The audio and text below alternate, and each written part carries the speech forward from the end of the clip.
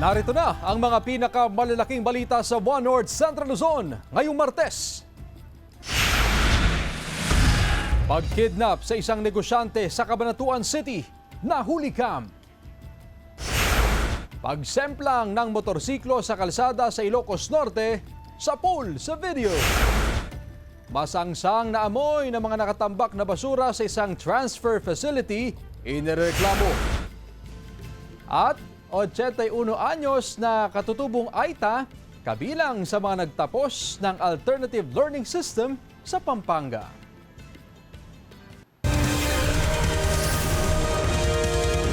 Ito ang GMA Regional TV, One North Central Luzon. Magandang hapon, ako si Chris Zuniga.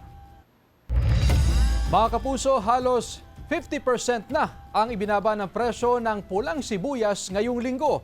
Asahan pa raw na bababa ang presyo nito ngayong amihan season. Makibalita tayo live kay Jasmine Gabriel Galban. Jasmine? Chris, unti-unti nang dumadami ang supply ng sibuyas sa mga pamilihan sa probinsya ng Pangasinan. Kasabay niyan ay ang pagbaba rin sa presyo ng sibuyas. Mula sa Bayambang Pangasinan ang mga bagong aning pulang sibuyas na ibinebenta sa Malimgas Public Market sa Dagupan City. Kasunod ng pagsimula ng anihan ng pulang sibuyas ang pagbaba o pagbabalik normal sa presyo ng sibuyas sa merkado. Mula sa dating 200 pesos kada kilo ng pulang sibuyas, nasa 110 hanggang 120 pesos per kilo na ngayon. Karamihan sa mga negosyante sa Dagupan City, iniiwasan ang pag-angkat ng maraming sibuyas dahil sa inaasahang patuloy na pagbaba sa presyo nito hanggang sa mga susunod na linggo. Bumaba na ng presyo. Malaki po, 140 na ngayon, 120 isang kilo. Mahigit kalahati. Bukod sa local red onions, bumaba rin ang presyo ng white onion at maging na imported na sibuyas na malaking tulong sa mga consumer. Malaking bagay dahil mahirap ang buhay. Kasi pababaan yung presyo nila. Sa monitoring ng Samahang Industriya ng Agrikultura o SINAG, nasa 8% na ang naaning tanim na pulang sibuyas sa bansa. Expected kasi ang more than 65 siguro or 60. So yun ang retail siguro baka sa 85. Ayon sa SINAG, matatag ang supply ng sibuyas ngayon. Bukod sa local red onions, tuloy-tuloy rin ang pagdating ng mga imported na sibuyas. Chris, sa ating pag-iikot dito sa Kalasyaw Public Market ay marami na ring sibuyas mula sa Bayambang ang ibinibenta ngayon ng mga negosyante. Bukod pa dyan, yung patuloy na pagdating naman ng imported na sibuyas. Sa ngayon, Chris, ay nasa 100 hanggang 120 pesos ang kada kilo ng pulang sibuyas dito sa pamilihan. Chris? Maraming salamat, Jasmine Gabriel Galban.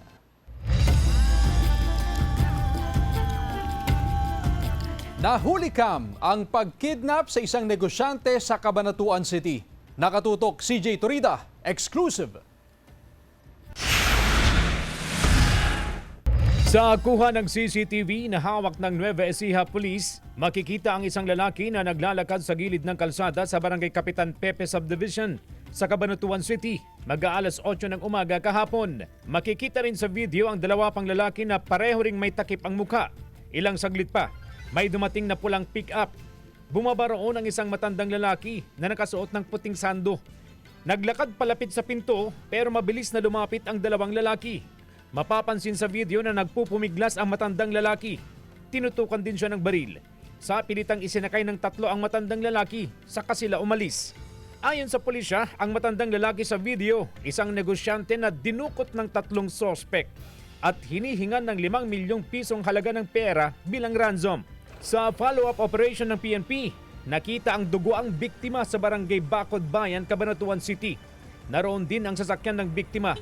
Dinala siya sa ospital. Nagkaroon ng problema yung sasakyan, na-flat, bumaba, naglakad sila at kanya-kanya na silang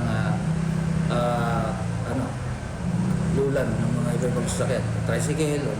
Natugis din at tuluyang naaresto ang mga sospek sa San Miguel, Bulacan. Napag-alaman ang isa sa mga sospek na utak sa pagdukot, dating pulis at pinsang buo ng biktima.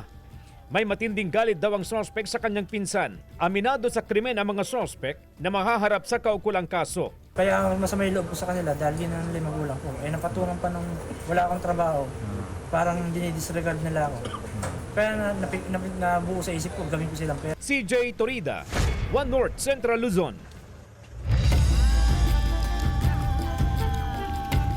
Nahulikam ang pagsemplang ng motorsiklo habang binabagtas ang kahabaan ng Barangay Malasin, Bangi, Ilocos Norte.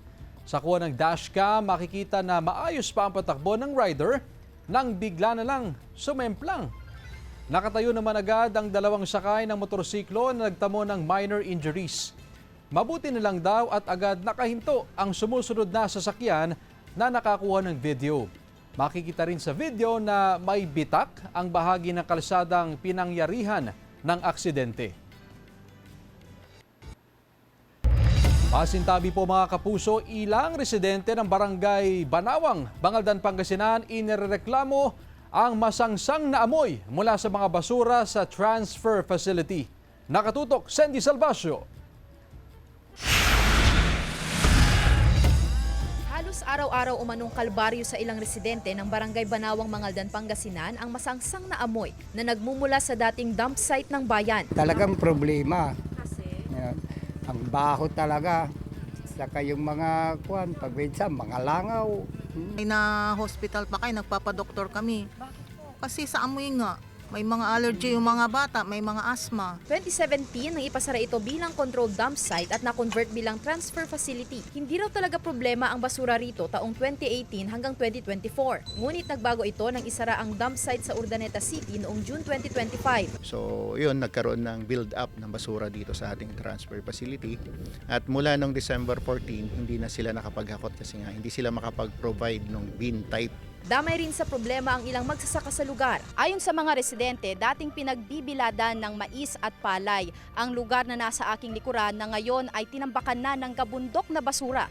Ngayon, kanya-kanyang diskarte ang mga magsasaka para ibilad ang kanilang ani na malayo sa mga basura.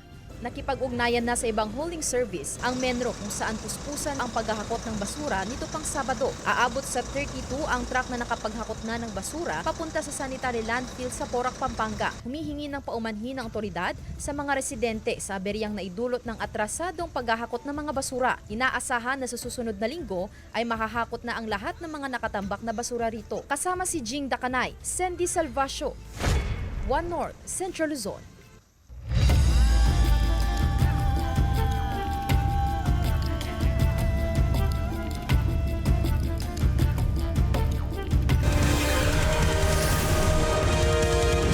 Ito ang GMA Regional TV, One North Central Luzon.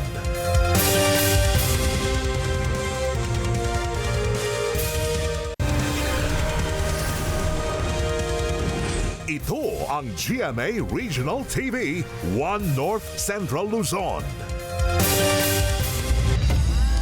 Sugatan ng driver at dalawang pahinante ng pickup truck matapos na araruhin ang 5 iba pang sasakyan sa Cauayan City, Isabela, madaling araw noong linggo.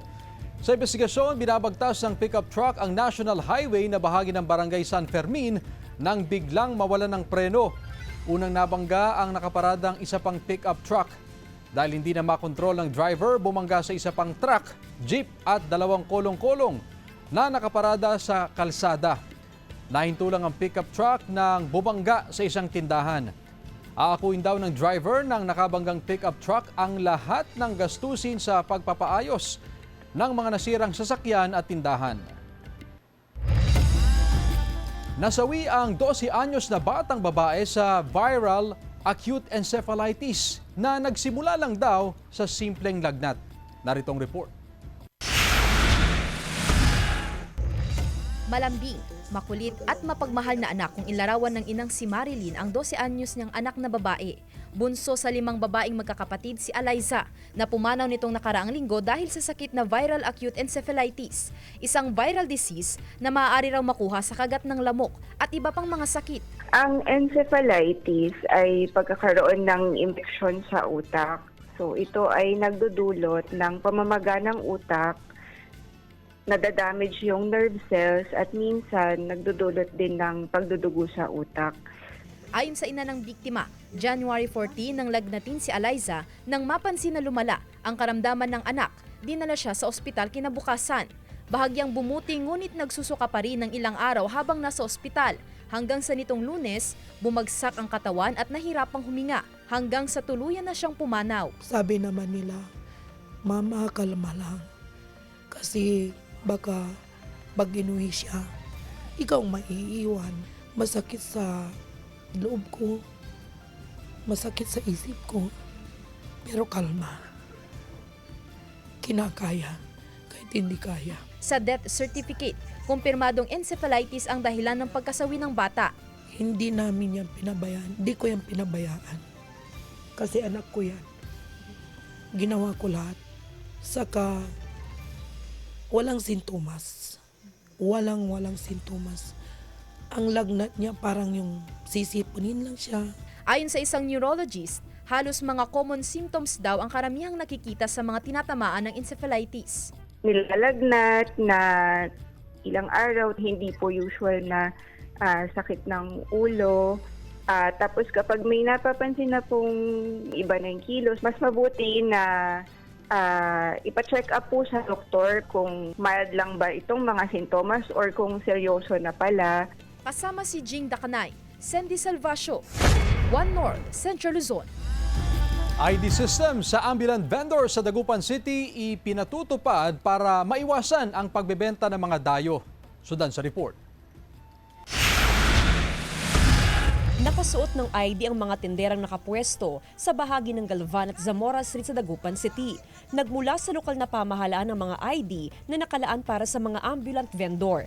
Tanging mga taga-Dagupan na ambulant vendor ang binigyan ng mga ID at sila lamang ang pinapayagan na magbenta sa lugar. In-implement po ng Task Force Anti-Littering yan para maiwasan yung mga dayon na makapasok dito sa Dagupan. Hindi namin pinagbebenta.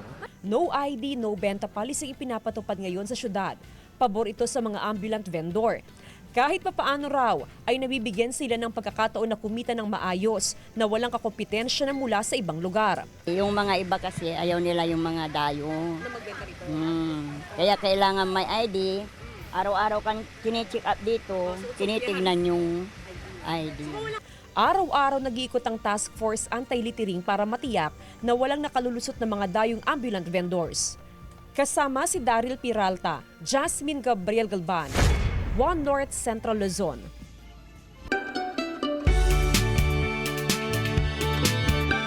Naging mas espesyal ang buwan ng Enero 2026 sa Baguio City matapos na mamukadkad ang kauna-unahang sakura o cherry blossoms sa syudad. Ibinahagi ng Baguio Country Club noong Sabado ang mga larawan ng ilang sakura na namulaklak mula sa isa sa kanilang mga puno. Ayon sa pamunuan, mahigit 7 taon nilang inalagaan ang puno bago ito tuluyang mamulaklak. Itinuturing na bihira ang pamumulaklak ng sakura sa Pilipinas dahil upang maging natatanging kaganapan ito, hindi lang sa syudad. Isa raw sa tumulong dito ang malamig na klima ng Baguio. Ang mga sakura tree ay donasyon ng mga Japanese nationals sa Country Club noong Hunyo 2018 at Mayo 2019.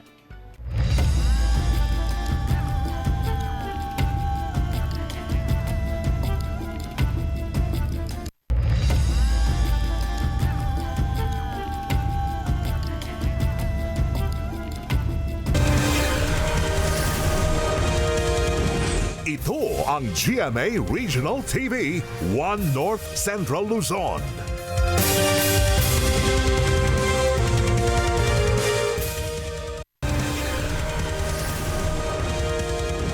Ito ang GMA Regional TV, One North Central Luzon. Isang bangkay ng hindi pa nakikilalang lalaki ang nakitang palutang-lutang sa irigasyon na sakop ng barangay Villamagat, San Mateo, Isabela kahapon. Tulong-tulong ang mga pulis, rescuers at mga residente sa pag-recover sa bangkay. Nakasuot ng shorts ang lalaki at walang damit pang itaas. Dinala ang bangkay sa punerarya. Inaalam na pulisya ang pagkakakilanlan ng lalaki at kung ano ang sanhi ng kanyang pagkamatay. Samantala, ilang mango growers sa Kalasyaw, Pangasinan nalulugi na dahil sa pag-atake ng peste sa kanilang manggahan. Sundan sa report. Nanlulumo na sa pagkalugi si Mang Oscar, isang magmamangga sa Kalasyaw, Pangasinan. Nagkandahulog ang mga bunga ng kanyang mga pananim na mangga dahil sa pag-atake ng pesteng kurikong o sesid fly. Yung 6 na taon, masulok ng 1.5. Ngayon, lulugi ako ng 300. Yung mga bayaw ko, medyo malaki ang extra niya. Pati yung kapatid ko, mga 500,000 siguro o 700. Ayon sa presidente ng Kalasyaw Mango and High Value Crops Farmers Association Incorporated, hindi lang kurikong ang sumisira sa mga bunga ng mangga. Sinasalakay na rin ito ng mga fruit fly. Dito nga lang sa Kalasyaw, ang naitala naming damages ay nasa 40% ng total na production ng spray ng November. Kung ikukwenta natin yon, 50 hectares ang nagpabunga nun. Estimate namin nasa 12 million ang loss. Hindi na rin daw nagiging epektibo ang fruit bagging dahil nakakapasok pa rin ang mga peste. Ang daming nahuhulog kasi nga yung mga papel ay napapasok na ng fruit fly at yung sisid fly. Sa monitoring ng SINAG, malawakan ang pagkasira o damage sa manggahan sa bansa. Pero may schedule na raw sa respraying na gagawin ng mga mango grower para hindi maapektuhan ang produksyon nito sa bansa. Maraming nasira, no? Hindi lang dito sa ating lalawigan, up to other part. So mag-re-spray sila by this month kasi maraming na-damage talaga. Kasama si Ron Tanyedo, CJ Torida, One North Central Luzon. Libo-libong bata nakiisa sa Children's Summit 2026 sa Dagupan City. Narito ang report. Libo-libong bata sa Dagupan City ang nakikiisa ngayon sa Children's Summit na layong mabigyan ng pantay-pantay na oportunidad ng mga bata. The LGU is very serious po pagdating po sa usaping kaligtasan po ng bawat Dagupenyong kabataan. Kabilang sa mga nakiisa sa Children's Summit ang mga SPED learner ng West Central Elementary School 1. Para sa ilang magulang, may tuturing daw na break ang pagkakaroon ng ganitong mga aktibidad. Mahalaga po sa aming mga lalo na sa mga PWD, para kahit konti makatulong sa mga needs ng mga bata. Binigyang diin din sa 3-day Children's Summit ang karapatan ng kabataan na ibinahagi sa isang lecture at kung paano makaiiwas sa anumang uri ng pang-abuso. Ito ay isang mahalagang activity para sa kanila. As you can see, iniba namin yung hindi lang sila to come and listen to a lot of lectures. We also allow them to enjoy themselves today. Instant bonding time din para sa mga magulang at kanilang anak ang Children's Summit, gaya ng sandwich making activity kung saan kasama ni Mommy ang kanyang anak sa paggawa ng masarap na merienda. Even this simple sandwich making activity, very fun and informative. No? Yeah, so it's a good experience. Kasama si Daryl Peralta, Jasmine Gabriel Galban, One North Central Luzon. 21 gamot ang tiniyak ng PhilHealth na sakop ng Yaman ng Kalusugan Program o YAKAP ngayong 2026. Kabilang dyan ang amoxicillin, paracetamol, oral rehydration salts, prednison, losartan, aspirin at iba pa. Pwede raw itong makuha ng mga benepisyaryo sa mga clinic o care facilities na accredited ng YAKAP. Bahagi raw ito ng pagpapabuti ng mga serbisyo at benepisyo ng PhilHealth. Kung may katanungan, maaaring kontakin ang pinakamalapit na PhilHealth Regional Office o ang kanilang Corporate Action Center. Makikita po ang kanilang numero sa inyong mga screen.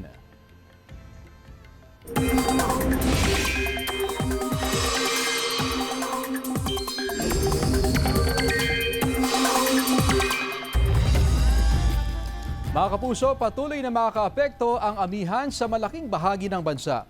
Apektado nito ang Luzon at malaking bahagi ng Visayas. Bukod sa bahagyang paglamig ng panahon, magdadala rin ito ng mga pag-uulan sa ilang bahagi ng bansa. Pwede rin magpaulan ang localized thunderstorms. Sa datos sa Metro Weather, may mga kalat-kalat na ulan pa rin sa Northern at Central Luzon, gaya ng Cagayan, Cordillera Administrative Region, Quirino, Aurora, Zambales, Nueva Ecija at Tarlac. Posible ang ulan sa iba pang bahagi ng bansa.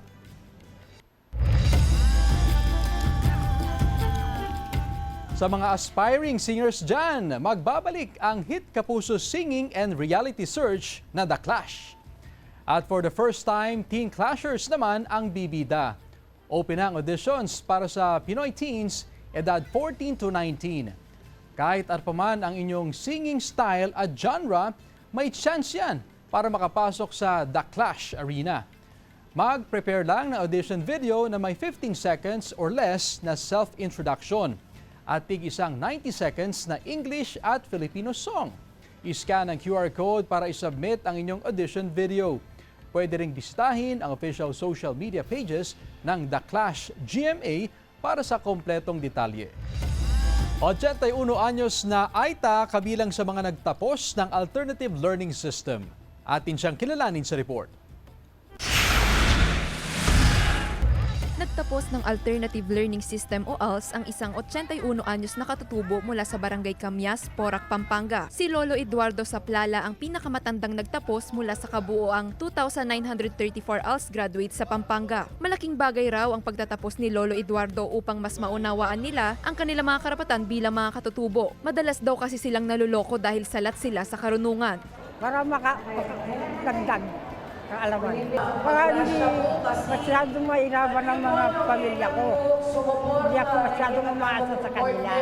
Sa karapatan ko, konting karapatan para hindi angkinin ng ibang tao. Ayon sa DOLE, malaking oportunidad para sa mga ALS graduate ang maipagpatuloy ang kanilang pag-aaral o makahanap ng mas maayos na trabaho. Upang makatulong sa mga ALS learners, 390 GIP beneficiaries ang nagsilbing mga guro sa nayon at tumulong sa mga Kapampangan na sumailalim sa ALS. Good news din dahil ilan sa kanila ay naabsorb na ng mga tanggapan ng gobyerno at ng mga institusyon na kanilang pinagtatrabahuan, kabilang ang Provincial Government of Pampanga. Parang ito po yung stepping stone namin para ma-fulfill po namin yung profession namin. Parang mas natutulungan niya na po ako na mas maging prepared po dun sa profession na napili ko. Bukod sa mga sertipiko, nagpaabot din ang Kapitolyo ng tulong pinansyal at food pack sa lahat ng nagsipagtapos. Joel Fernandez, One North, Central Luzon.